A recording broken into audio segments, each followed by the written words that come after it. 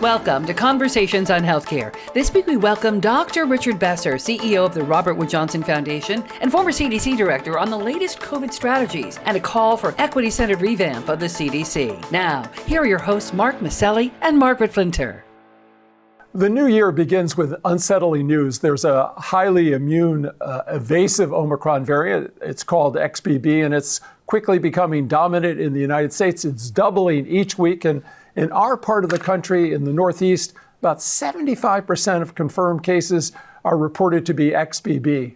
Joining us to discuss this latest chapter in the COVID pandemic is Dr. Richard Besser, the president and CEO of the Robert Wood Johnson Foundation. He's been a leading authority throughout COVID. He's a former acting director at the Centers for Disease Control and Prevention, and he's the author of the book, Tell Me the Truth, Doctor. Easy to understand answers to your most confusing and critical health questions. Well, Dr. Besser, welcome to Conversations on Healthcare, and Happy New Year. Happy New Year to both of you. It's really great to be here. Thank you. Well, Thank you. Your expertise in the pandemic includes your leadership at CDC during the H1N1 pandemic, which infected millions of people worldwide 14 years ago. What's your latest thinking about this new COVID variant? Well, my thinking is that while as a nation and I think as a globe, we are ready to move on from COVID, COVID isn't ready to move on from us. And it's really challenging. Early on in a public health crisis, everyone's attention is focused on doing everything they can to reduce the impact of a new threat. And so from media to government leaders to public health authorities to community leaders, people are focused on doing what needs to be done. We're at a very different place in this pandemic now. We're at a place where any thought of broad government interventions and mandates around behavior is a non-starter. We're at a place where people have come to grips at some level with how they're going to be behaving during the current winter, where there are multiple viral threats. Yet the virus itself, the pandemic itself, is still charting an unknown course.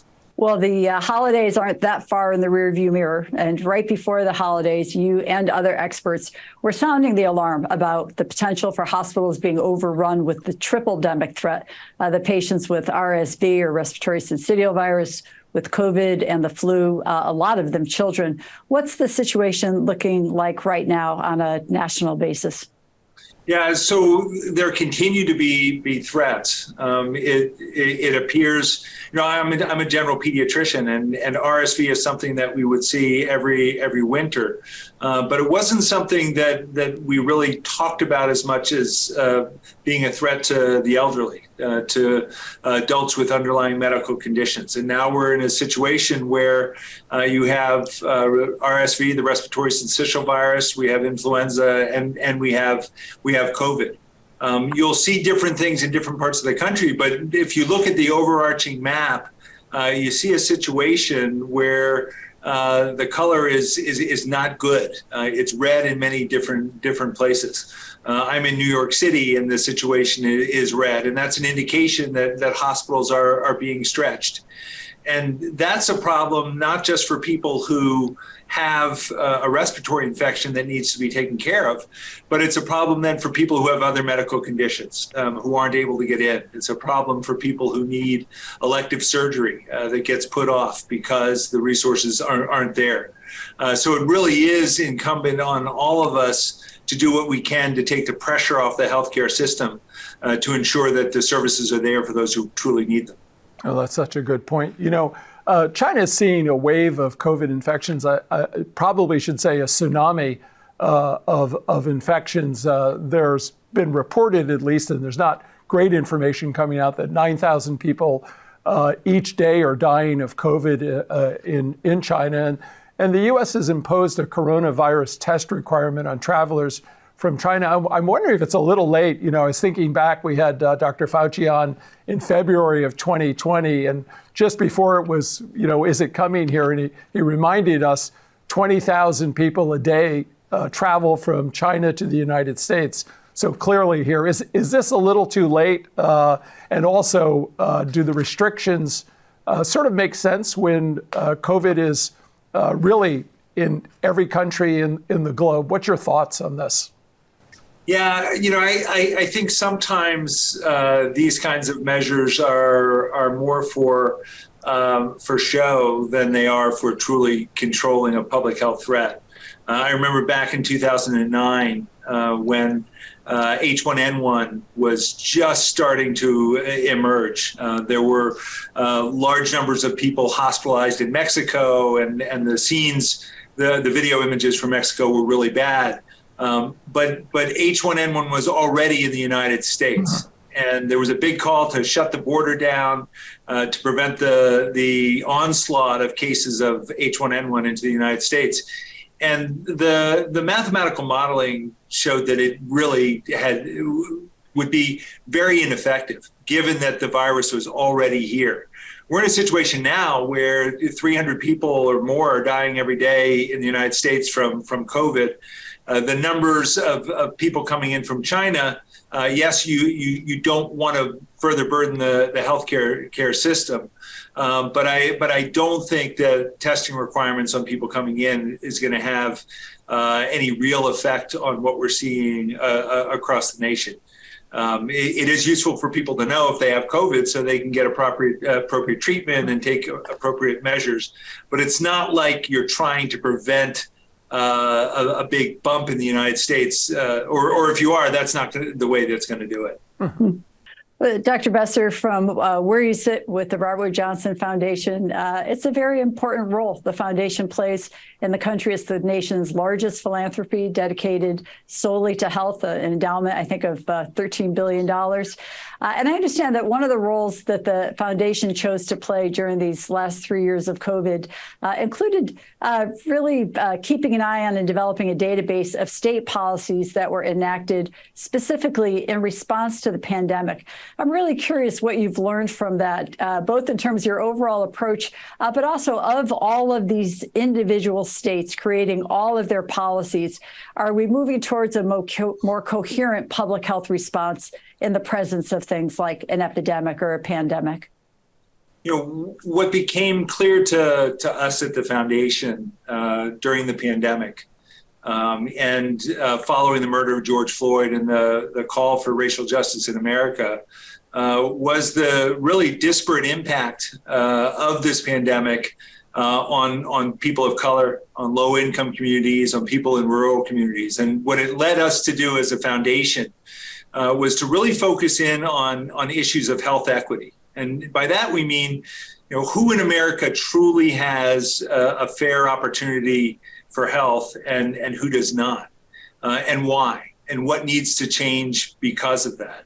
And it's led us as an institution to pursue our vision of a culture of health in a different way. When we talk about a culture of health in America, we want to recognize that health isn't something that's given to you by your healthcare provider. It's something that is a result of what takes place in the communities in which we live and work, where our kids go to school and play, where we gather to worship as communities.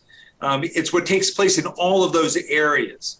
And across America, people's ability to lead a healthy life is not the same. The opportunity is not the same.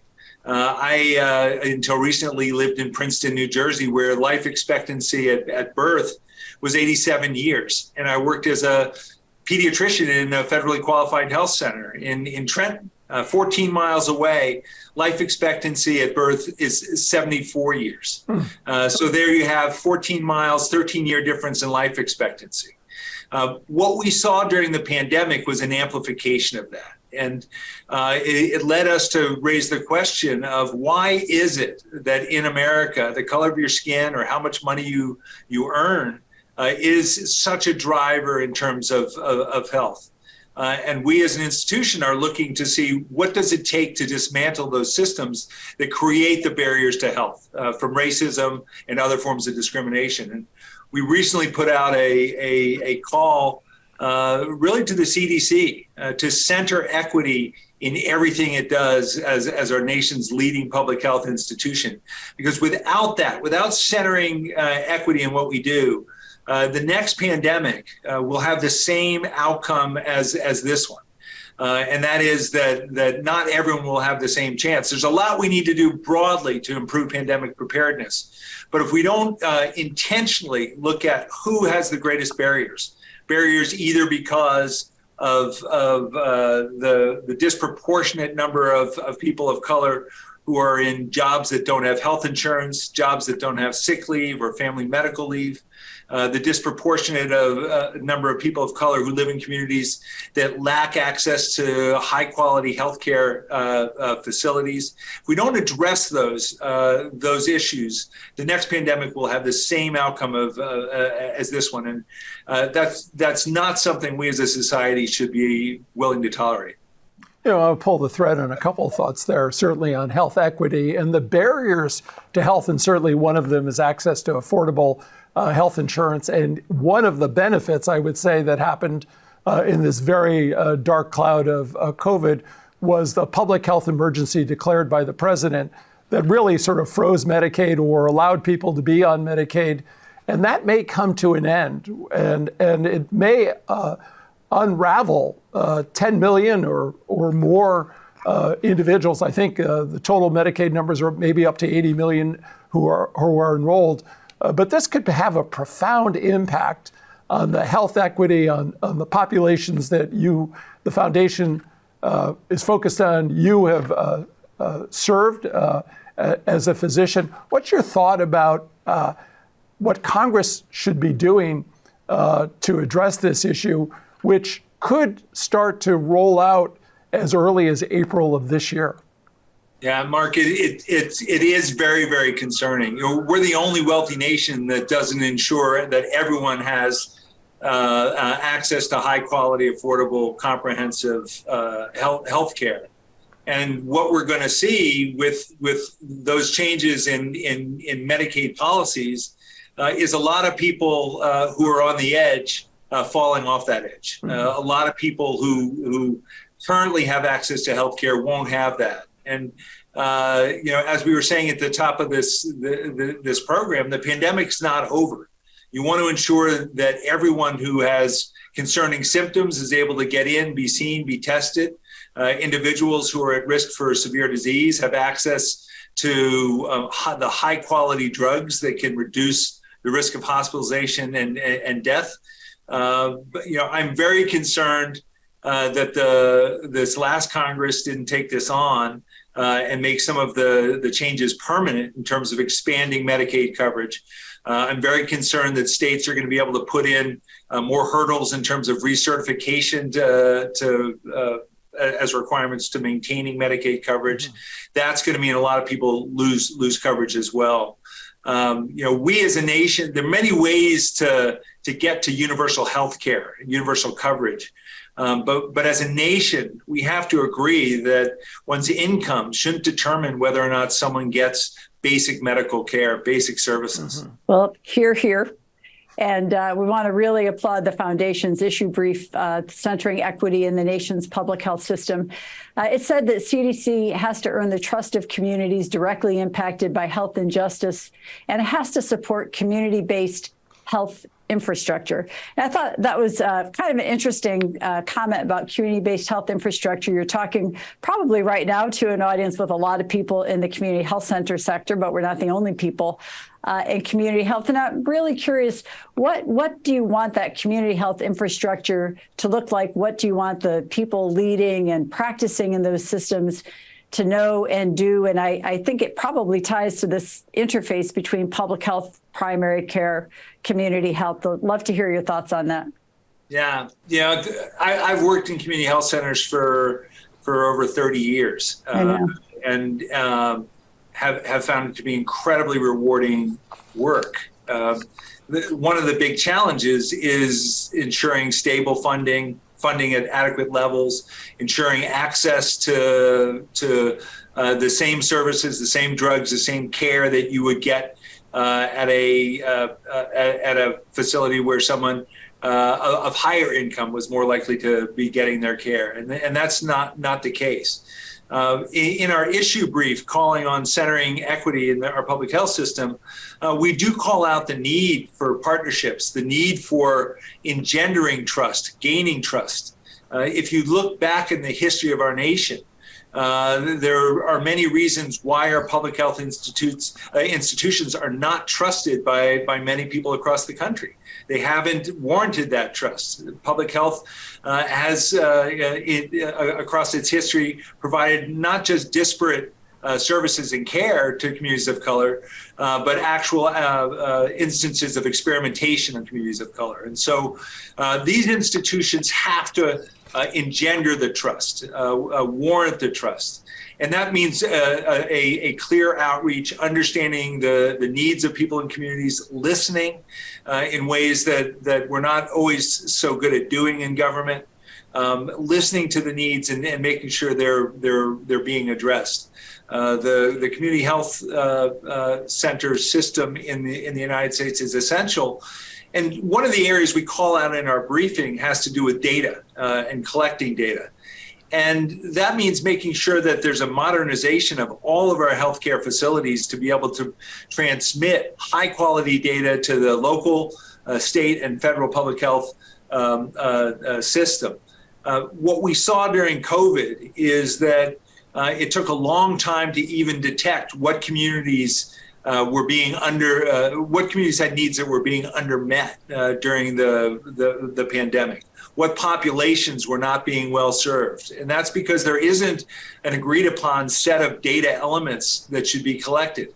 I was at CDC for 13 years, and we focused very heavily on health disparities. So looking at differences by race, by gender. But we didn't focus on health inequities. And the difference there is, one is measuring a difference in outcome. The other is saying, okay, well, what's driving that? What are the barriers to health? What are the inequities that are leading to those differences in health outcome that we're seeing? And if we're not able to measure that, so that's looking at everything from air quality in various communities, distance to a healthcare center, wait time at a healthcare center, availability of high-paying jobs, segregation, all of these factors that we know impact on health have to be part of the equation that public health is looking at.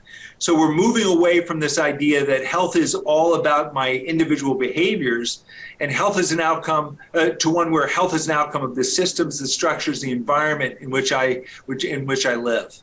Well, I want to pick up on the CDC, thinking of public health institutions. And I'm wondering, we've heard from some people, perhaps they've been tone deaf during this. We've had Dr. Walensky on. She's certainly doing a job of trying to reorganize it. And as you said, you focused more on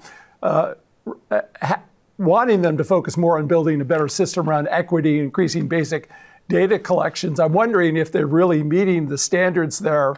There's been a lot of criticism.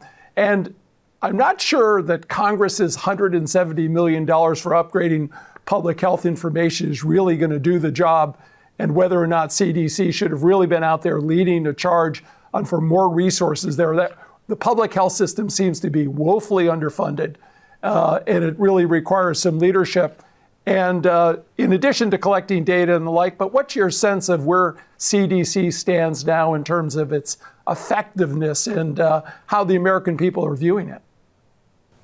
Yeah, CDC over its 70-year history has really benefited from a high degree of trust from the American people, from people around the world. CDC is called in when there are health crises everywhere. And what we saw during COVID was a real erosion in CDC standing in a lot of people's minds. And rebuilding that is very, very hard.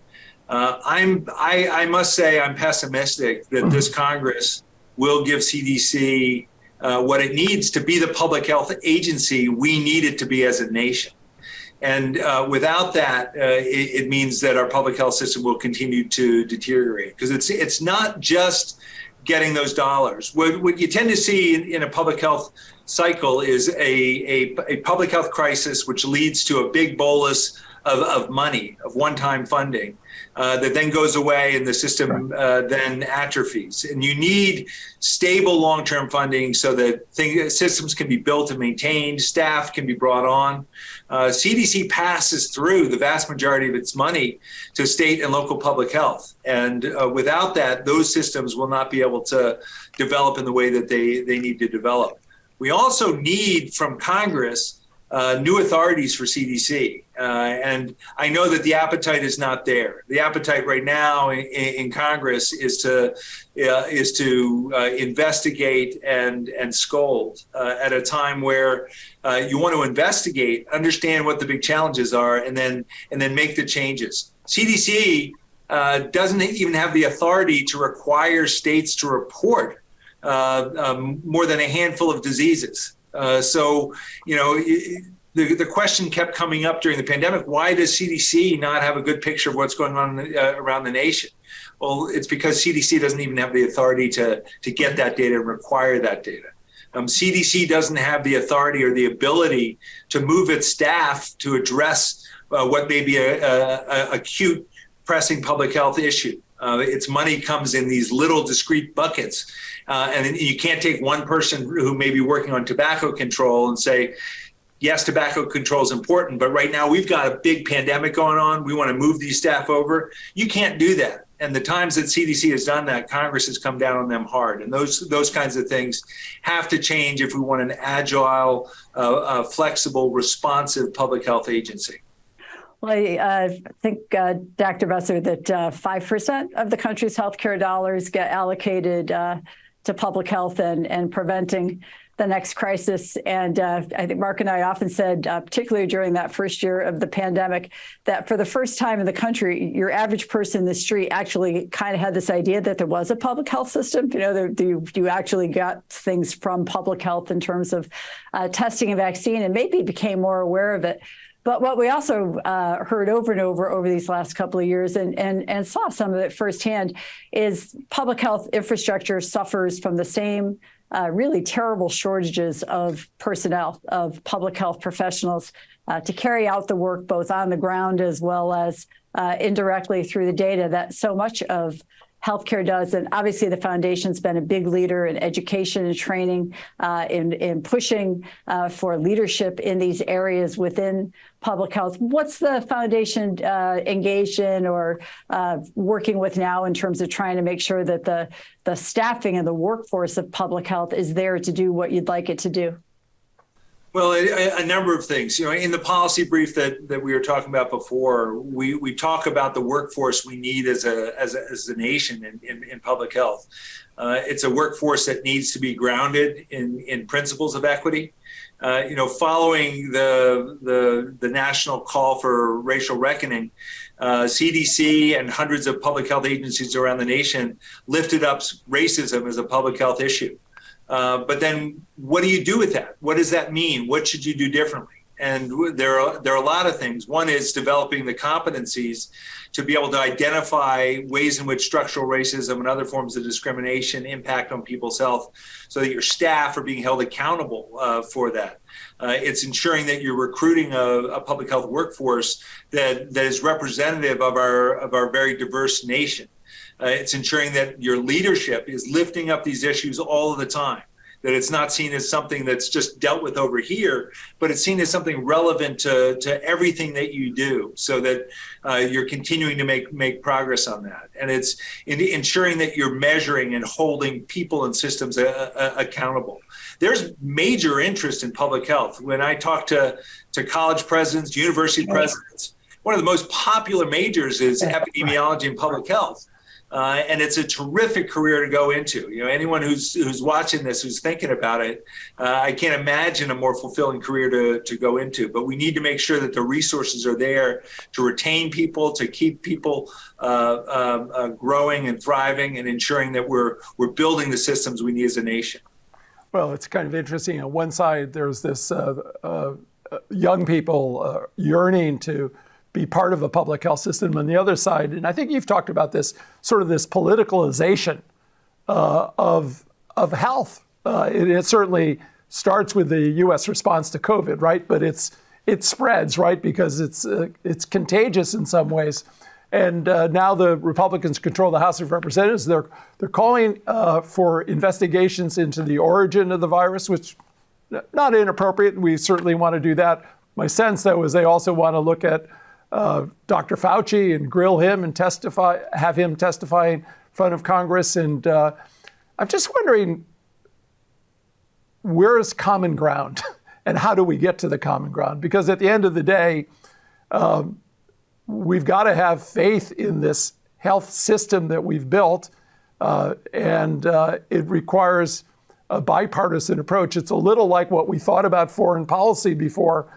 Beyond our shores, it should be bipartisan, but it seems that should be brought back into the health arena. And I'm wondering what's your thought, what's a formula for success to try to bring people together? Well, when I was at CDC for 4 years, I ran emergency preparedness and response. And one of the things that was clearly a success factor in any response was when there was bipartisan support for that response. And that tended to be the norm. This is one of the first times that we've seen this kind of dramatic politicization of a public health response. The thing is, viruses don't care what political party you're affiliated. And what we're seeing across the nation is differences in impact and outcome by political affiliation, and that's very concerning. I'm very concerned by how politicized public health has become during this pandemic. I don't think it's going to remain contained to COVID and the COVID response. We're starting to see around the nation outbreaks of vaccine-preventable diseases. This idea that vaccination is solely a matter of personal choice is very dangerous. If as a parent and a pediatrician, I know that one of the most important things, if not the most important things for health I ever did, was ensuring that my patients were vaccinated fully and on time. And now, seeing dropping rates of vaccination for childhood preventable diseases, we shouldn't be seeing outbreaks of measles in the United States. But I worry we're going to see a lot of outbreaks of vaccine preventable diseases because of all of the misinformation, not just misinformation, which is information that may be incorrect, but disinformation, information that's put out deliberately to undermine public health and vaccination and other public health interventions. Very dangerous. I expect that what we're going to see is some coming back together as these occur, because they will not be limited to Democratic districts. We will see, I think, representatives who may have been less supportive of public health, calling for more public health interventions as they see the impacts in their own areas. Well, thank you for all that you're doing in this area. None of us want a new generation to ever see what rubella, measles, polio outbreaks look like when they occur. I'm going to give you a chance to focus on maybe some bright spot work that you're familiar with. The foundation's had a many-year initiative now to promote a culture of health, focusing on specific communities around the country where real headway perhaps can be made in addressing health and health equity. Maybe fill us in on the progress of that initiative still ongoing, and what are you learning? Yeah, I mean, we've been focused on helping to build a culture of health in America for more than a decade, and as I said earlier, it's really trying to help think about health in a much broader way, and think about health as something we all have a part to play in. Our work at the foundation is very rewarding, and I'm encouraged every day by what we see. I remember visiting a community in Atlanta, purpose-built communities, the East Lake section of Atlanta, which had been one of the highest crime areas in Atlanta, lowest graduation rates from high school, very high rates of unemployment. And the community came together and said, this is not something we want to see. And an initiative to build high quality a mixed income housing. An initiative that was brought together the business community, the government sector, and community groups themselves to redefine what their community could look like. It led to investment by philanthropy and others, and has totally transformed that neighborhood into one of the neighborhoods with the highest graduation rate from high school, the lowest unemployment rates. And a really thriving sense of community. And what it shows to me is that when you think holistically about health, and you all come together and you recognize that every family wants the same thing. They want their children to be able to dream and to see those dreams come true, that you can have real impact on health in our nation. And I'm encouraged that vision, that approach is something that can be applied everywhere. Well, what a good note to end on when we all come together. Dr. Besser, thank you for all you and RWJF do for improving the health and well-being of all in America. And thank you to our audience for being here. You can learn more about conversations on healthcare and can sign up for our email updates at chcradio.com. Again, thank you so much. Yeah, thank you. Take care.